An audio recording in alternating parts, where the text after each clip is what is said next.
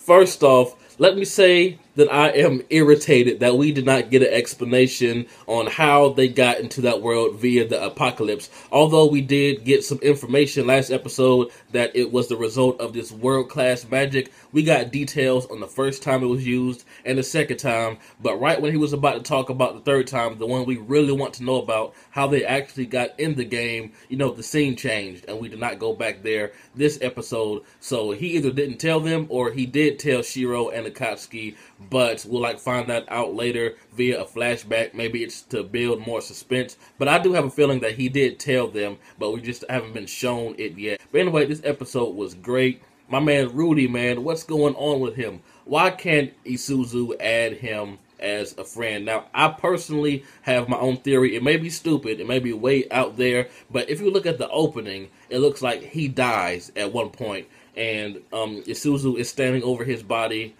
crying. So maybe he's a person of the land, even though he has all the characteristics of an adventurer. I believe it was last episode or earlier this episode when Shiro said there are, people of the land that have the same characteristics as adventurers. So that may be what he is. Maybe he's just an in-game person of the land that's just supposed to resemble an adventurer. I'm not sure. But him not being able to be added as a friend and him supposedly dying in the opening, raises too much suspicion for me. So what is going on with that dude? I really hope he does not die because he's hilarious, even though he's annoying and he gets on everyone's nerves. I just love his character. He's one of the best comic reliefs that we have right now. But he's proud of himself, like a little bit too proud. He always thinks that he's the best. He's a step forward in front of everybody. But what I am looking forward to is Isuzu making him open up, making him realize that he's not the best, or for her to actually make him tell us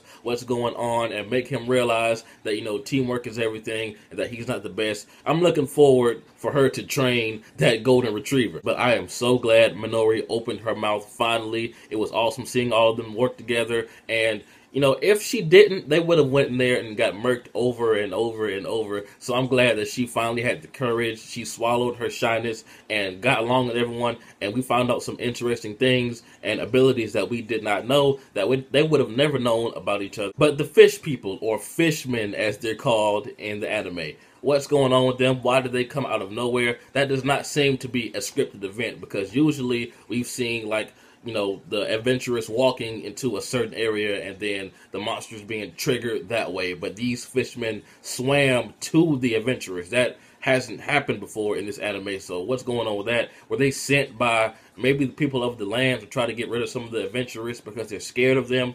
What's really going on? This episode just raised more questions than answers. So I expect to see a lot of character development from Rudy. And I really enjoyed that scene with Toya when he had that flashback when he remembered what Naosugu said to him, how a tank is always supposed to, absorb the enemy's attacks. And even though he said that it may hurt, that he's going to go ahead through it. So that was really nice to see. And just seeing everyone work together to get through that dungeon was awesome. But those are the two main things that I really want to know after watching this episode. What is Rudy? Why can't he be added as a friend? Why does it seem like he's the only one to actually die in the opening? And what is going on with the apocalypse and this world-class magic? Who is powerful enough to put actual players into the actual game, via world-class magic? By the way, tell me what you guys thought about this awesome episode. I'm loving this series. Let me know if I should keep reviewing it, and I'm out.